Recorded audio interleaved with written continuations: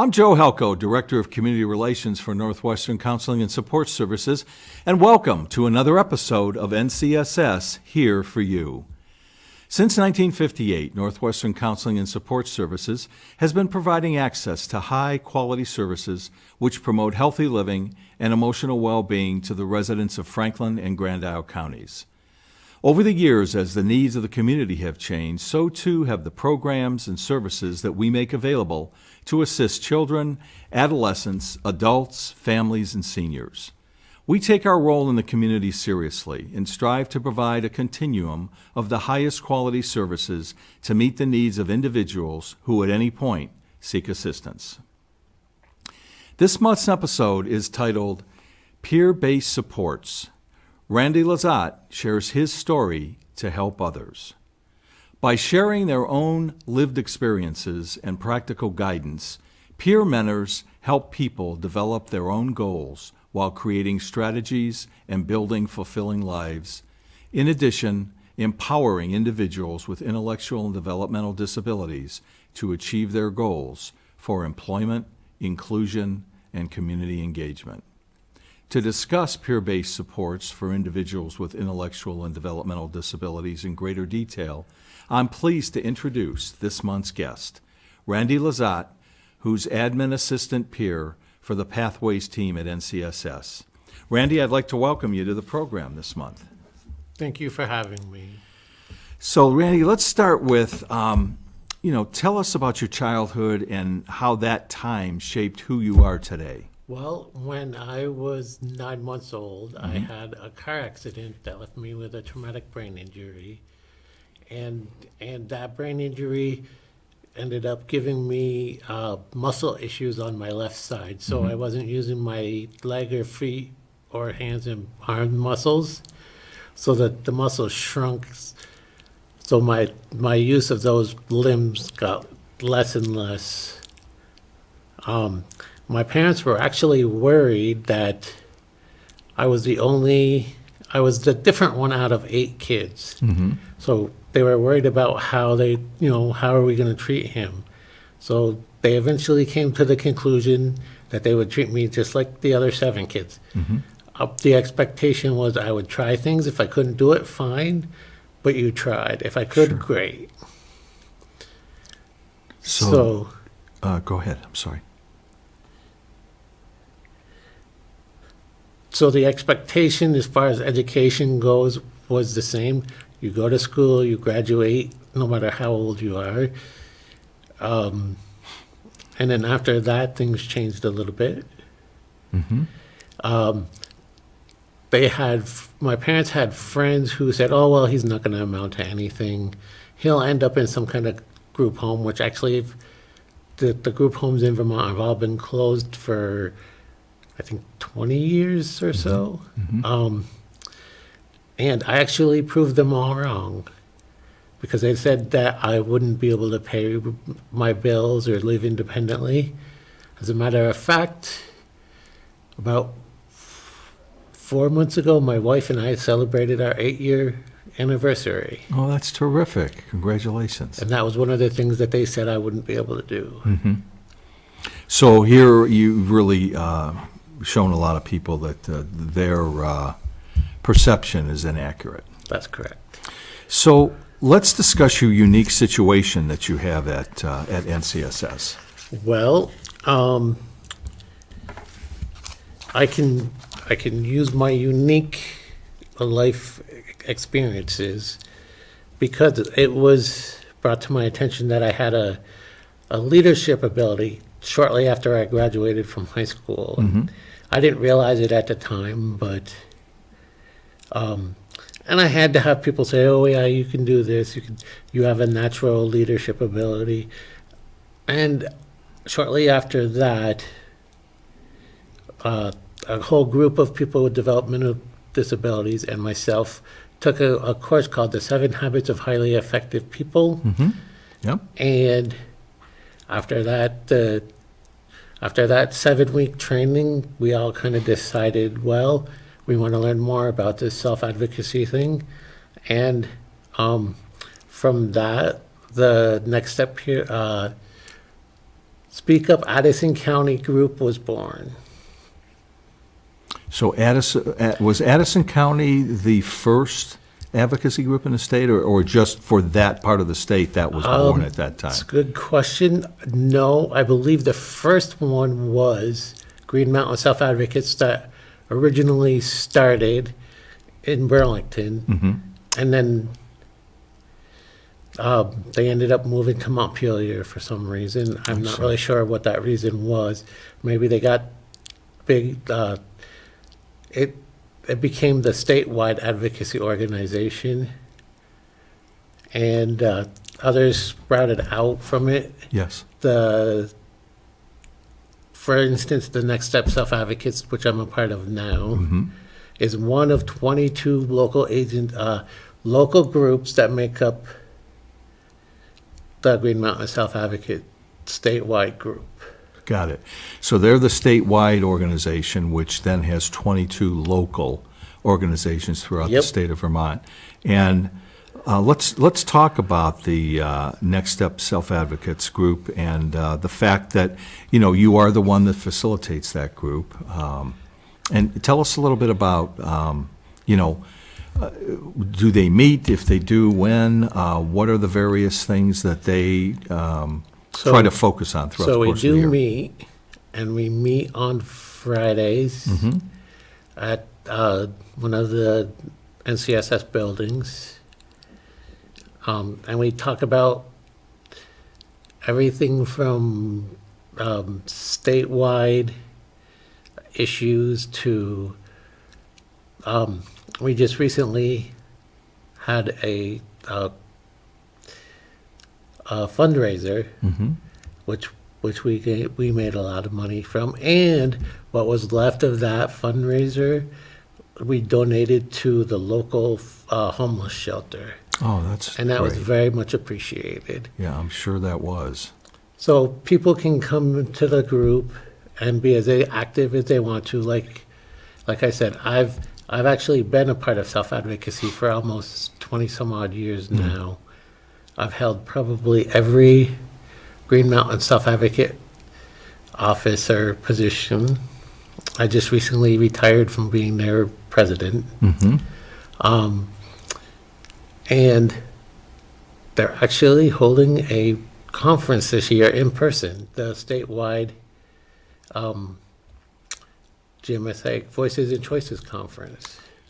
And that is that in May or April? That's April 24th and 25th, I believe, off the top of my head. And that's the one I believe that's being held, is it at the Doubletree in South Burlington or in Burlington? Yes. Hotel, yeah.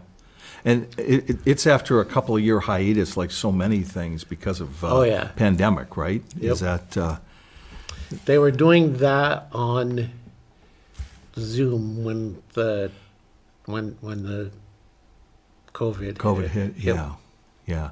Well, I will tell you, I think we all know that any of these meetings or gatherings that can be done again in person versus Zoom video conferencing was a lifesaver, I think, to get us through the 2.5, 3 agree. years. Without it, think about a lot of meetings and a lot of Right. interactions that would not have occurred. Or if they would have occurred, it would have been much more difficult. So it's awesome, and it will be for the end of time because hybrid meetings now are a common thing. And I believe when I first got started with GMSA, they were doing some areas would have a spot where all the members could come and they do it on interactive TV. Yes, I remember the days of interactive TV.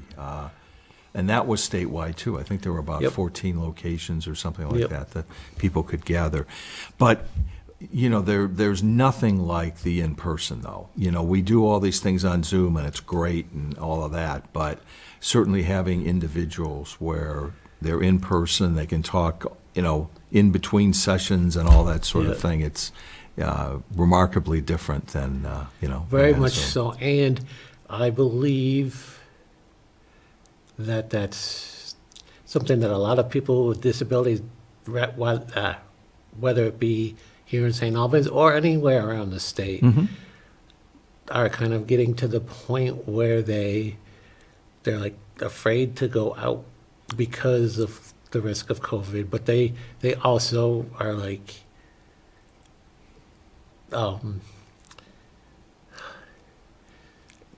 peer services are needed more now than ever before. Like they're kind of missing seeing their friends and having those face-to-face interactions. So, yeah, the isolation factor has been tremendous for a lot of individuals during this time frame. And you're right, people do need to gather, be together. Not to say that you have to be with a big group of people all the time, but certainly those touch points are pretty important in people's lives. So that's really exciting that the conference is going to take place in person again this year. And that's typically pretty well attended, isn't it? the last time we had it in person, it was 700 plus. Wow. Yeah. And that's a day well and a half. attended. That's like a day and a half Conference. conference. Yeah. Thank you. Wow. That's a nice size conference for sure. It's no wonder it's at the Doubletree because they can handle a group that size, So, what are some of the key points to successful peer support for individuals with intellectual and developmental disabilities? Well, my belief is that, first of all, the people have to want to be there. Mm-hmm.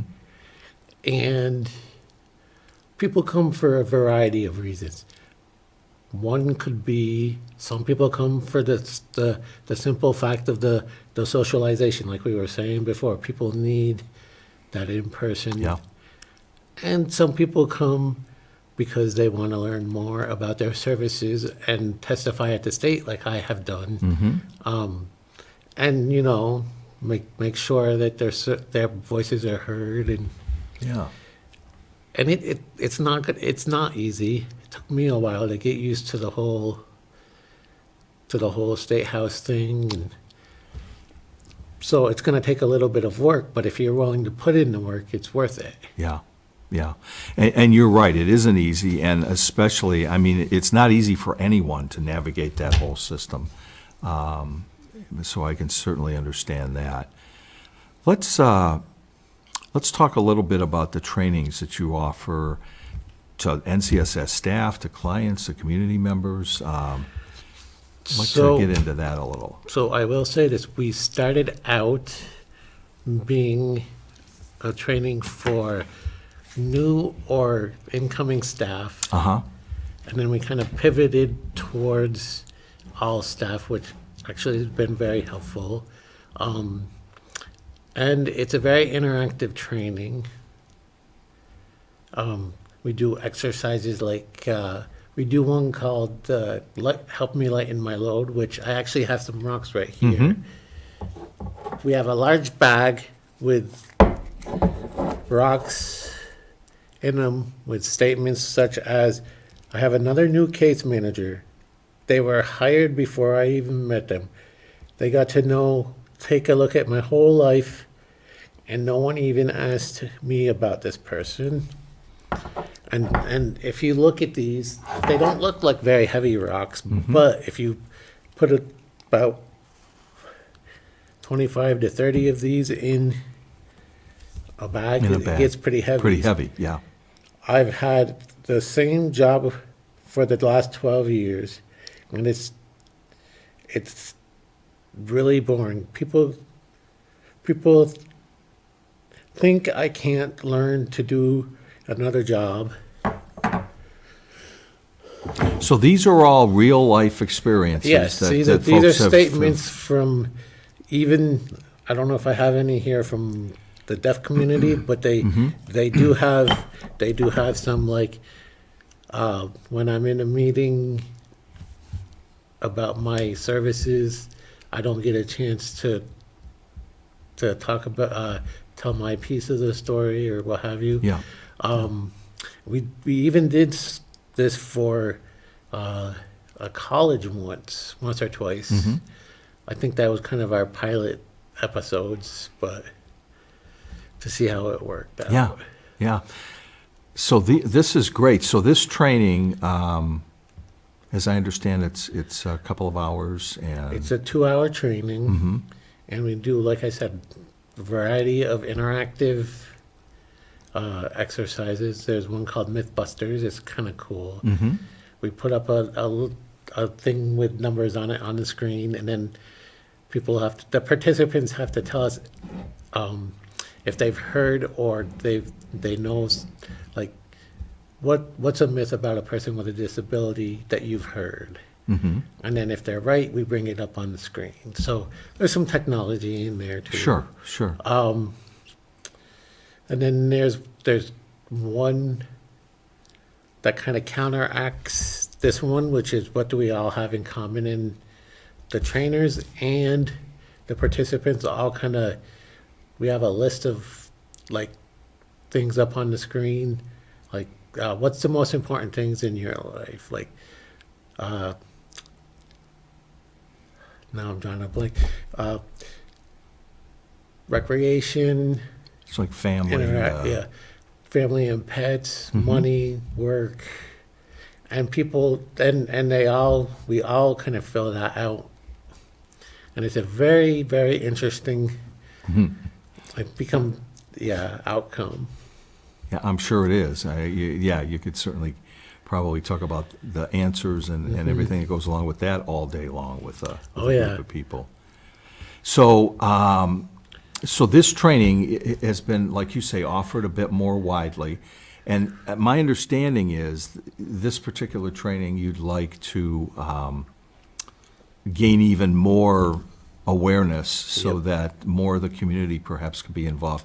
And the whole point of the training is so that individuals understand a lot of what people with intellectual and developmental disabilities deal with on a day in and day out basis. And some of the places that we want to offer it to are police, hospitals and doctors' offices, and a couple of the other agencies similar to ours, like Home Health or Age Well, because people do have lives outside of the services that they get. Sure.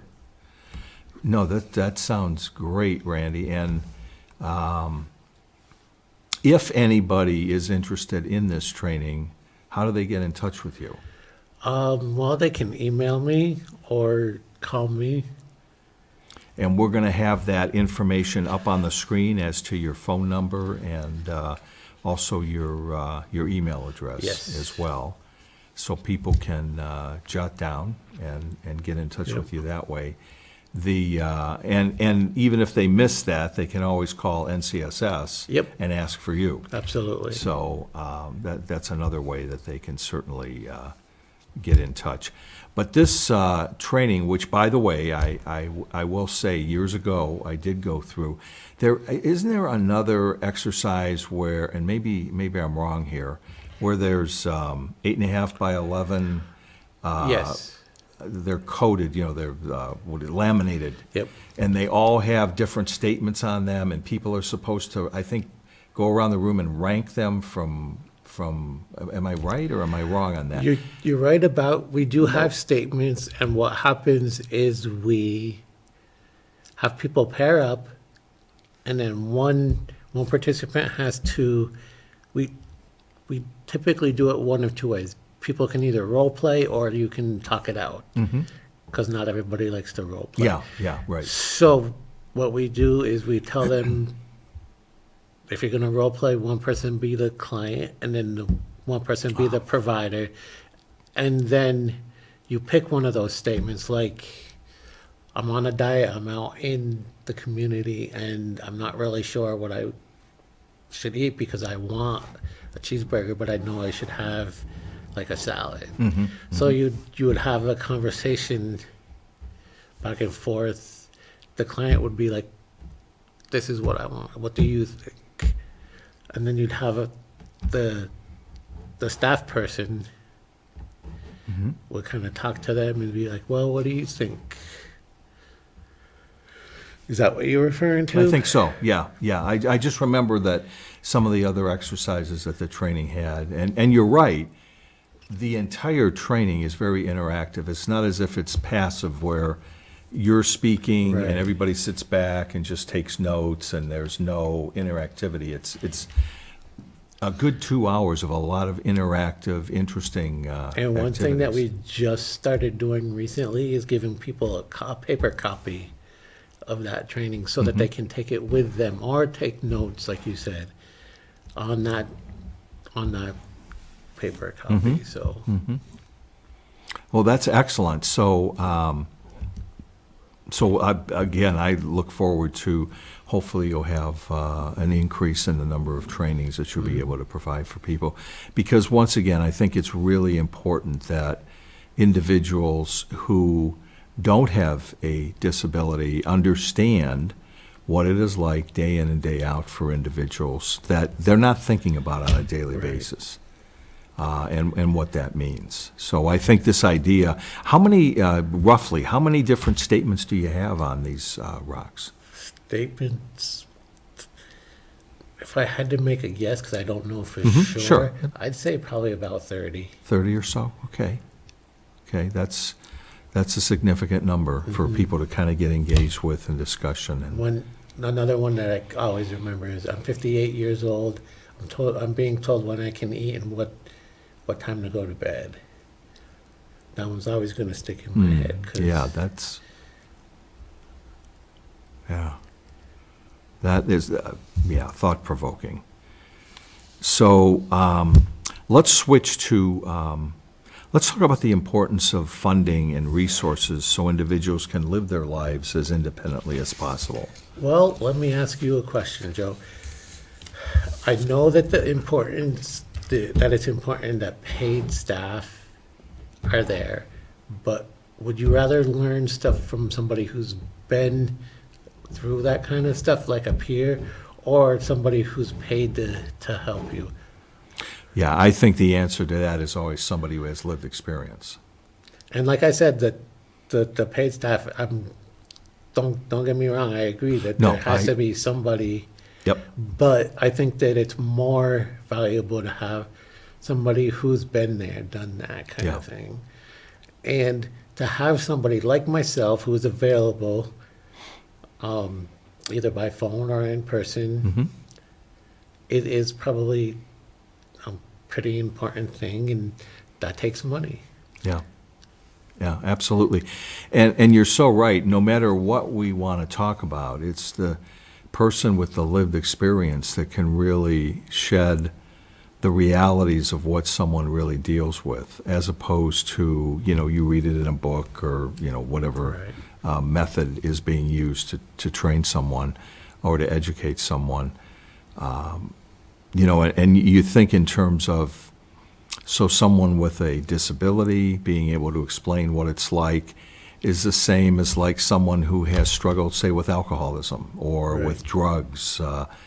It's the people that have had to try to figure out how to overcome those addictions that, you're right, their stories are very real, and, what are the steps that you have to take to Right. try to, And if somebody gets stuck with, like, I know systems are always changing and this and that.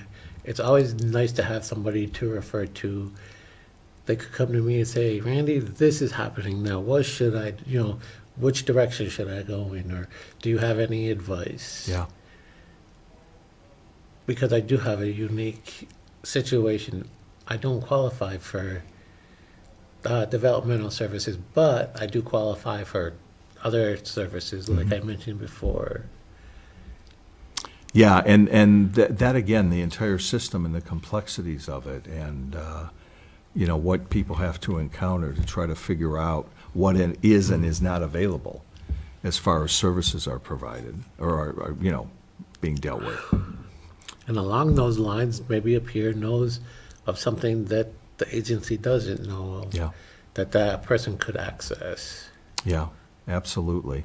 So, are there any other additional, like, success stories or positive effects of peer services that you'd like to share with the viewers Well, today? I do have a couple. Well, one is my own personal story. I ended up getting married after being told I wouldn't.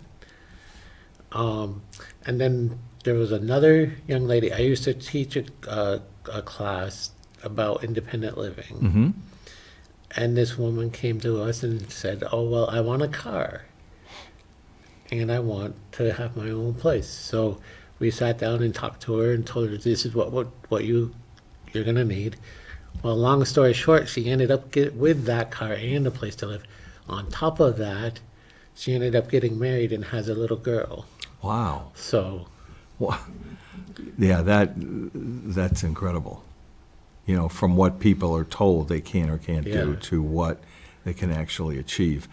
You know, and when we talk about the whole independent living aspect of this, and I know that we have programming at the Academy of Learning yep. to foster individuals living as independently as they can. And then the other part of the equation is the fact that with everybody being different, is that independent living can go to a certain level, you know what I mean, for each Oh, yeah. individual. So, like, some people can be like a situation like yours where they can totally live on their own or being married and live independently. Other people, they may be able to live as independently as possible, but they still may be in a situation Oh, where yeah. they're in a shared living There's- situation or that type of. There's all different types of living independently. Yeah. There's a gentleman that was a part of the class I was talking about who went from being very, very shy to only listening to, I think it was his home provider and his parents, to being very, very outspoken, and now he's doing a lot better. He's telling people what he needs, what he wants. Yep. I guess he just recently changed jobs, and it was his idea. So Yeah, those are important milestones. And to your point, you know, everybody's view of what independent living is different. And I think that's one of the things that people have to understand is that it's not as if everybody can follow the same path. And because it's like with anyone, everybody's different. Yep. And you just need to try to maximize your particular abilities. Right. And I think that's one of the nice things about when we talk about the trainings, when we talk about the independent living curriculum that the Academy of Learning has, is that there is the understanding at NCSS that, you know, everyone has an opportunity, and you want to maximize, you know, whatever skills they have, Yep. so they can enjoy their lives as best as possible. And that's different for everyone. Oh yeah. So is there any final thought that you have that you'd like to share? Or? I don't think so. I think I'm all set. Okay. Well, Randy, this has been terrific, and I want to thank you for coming on the show today. So I do want to thank my special guest, Randy Lizotte, for being on the show today and sharing his story and insights on the importance of peer-based supports for individuals with intellectual and developmental disabilities. I also want to thank you, the viewer, for spending time with us again this month. You can learn more about NCSS and all of our programs and services by logging on to ncssinc.org. I'm Joe Halco, and I'll be back next month with another episode of NCSS Here for You.